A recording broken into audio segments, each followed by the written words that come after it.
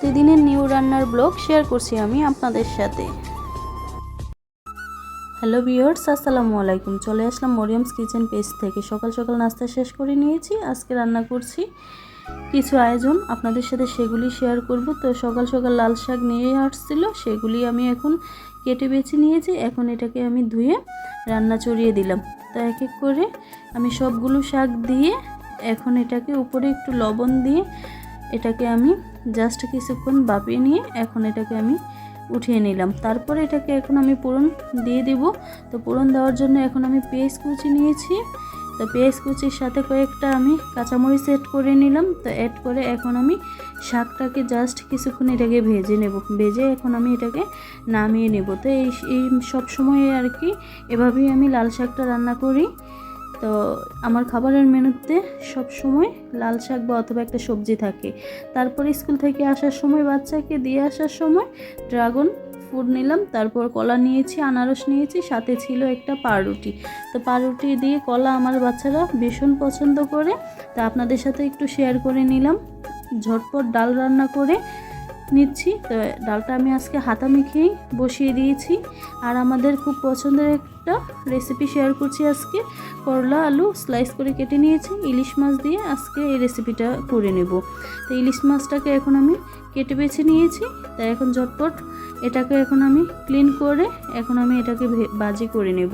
তো কে কোথা থেকে দেখছেন অবশ্যই জানাবেন, আর কে কীভাবে রান্না করেন সেটাও আমার কাছে শেয়ার করবেন।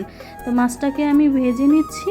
তো মাছটা আমার অলরেডি ভাজা হয়ে গেছে। এখন ওই তেলেই আমি আরেকটু তেল দিয়ে ভালো করে পেঁয়াজ কুচি অ্যাড করে নিচ্ছি। তো অ্যাড করে এখন জাস্ট কিছুক্ষণ এটাকে আমি কষিয়ে নিচ্ছি। তো কষিয়ে 2 টেবিল চামচ আদা রসুন পেস্ট দিয়ে দিলাম। সাথে অ্যাড করে নিলাম হলুদ গুঁড়ো 1 চা চামচ, মরিচের গুঁড়ো 1/2 চা চামচ দিয়ে তারপরে অ্যাড করে নিচ্ছি পরিমাণ মতো লবণ। তো লবণ আমি এখানে 1 চা চামচ দিয়েছি, আপনারা আপনাদের সবজির পরিমাণ অনুযায়ী দিবেন। তো স্লাইস করে কেটে রাখা করলা আর আলু একসাথে এখন আমি ঝটপট মিশিয়ে নিচ্ছি। তো মিশিয়ে এখন এভাবেই আমি কিছুক্ষণ দমে এটাকে কষাবো। তো এই তো এখান থেকে পানি উঠছে সবজি থেকে, এভাবেই কিছুক্ষণ এটাকে আমি ঝটপট কষিয়ে নিচ্ছি। তো এখন আমি পরিমাণ মতো পানি দিয়ে এখন এক এক করে ভেজে রাখা ইলিশ মাছগুলো উপর থেকে দিয়ে দিলাম। তো এভাবেই আমি আজকের রেসিপিটা শেয়ার করলাম। এই তো আমার এই পছন্দের রেসিপিটি হয়ে গেছে। তো তারপর বাচ্চারা তো আর এগুলি খাবে না, বাচ্চাদের পছন্দের খাবার তৈরি করে নিচ্ছি। তো বাচ্চাদের জন্য আজকে দেশি চিকেন ছিল। তো দেশি মুরগিটা ওইটা আমি কেটে নিয়েছি। কেটে এখন আমি ঝটপট পেঁয়াজ কুচি দিয়ে আর উপরে কিছু মশলা দিয়ে দিলাম, তেজপাতা, লং, দারচিনি, এলাচ দিয়ে এটাকেও আমি কিছুক্ষণ ঝটপট ভেজে নিচ্ছি আর কি। তারপর অ্যাড করে নিচ্ছি হলুদ গুঁড়ো, মরিচ গুঁড়ো, লবণ, ধনিয়া পাখি, আদা রসুন পেস্ট 2 টেবিল চামচ দিয়ে ভালো করে মশলাটা কষিয়ে নিচ্ছি। তো কষানো এই তো আপনারা দেখতেই পাচ্ছেন। এভাবেই আমি 3-4 মিনিট মশলাটাকে কষিয়ে নিয়েছি। তারপরে অ্যাড করে নিলাম চিকেনটা। তো চিকেনটা এখন দিয়ে কিছুক্ষণ এটাকে আমি ঝটপট অ্যাড করে নিচ্ছি আর কি। আর সামান্য পরিমাণ গরম মশলা অ্যাড করে নিয়েছি। তো কিছুক্ষণ এটাকে এভাবেই ঢেকে রান্না করব। তারপর কিছুক্ষণ পর মাংসটা ভালো করে পানি ছেড়ে দিয়েছে। তো এটার পানি দিয়ে এখন এটাকে আমি ভালো করে কষিয়ে নেব। তো কষানোর পর সামান্য জিরা গুঁড়া উপর থেকে আমি অ্যাড করে দেব, আর অ্যাড করে দেব কয়েকটা কাঁচামরিচ। তো এভাবেই ঝটপট আমি বাচ্চাদের পছন্দের চিকেনটাও করে নিলাম।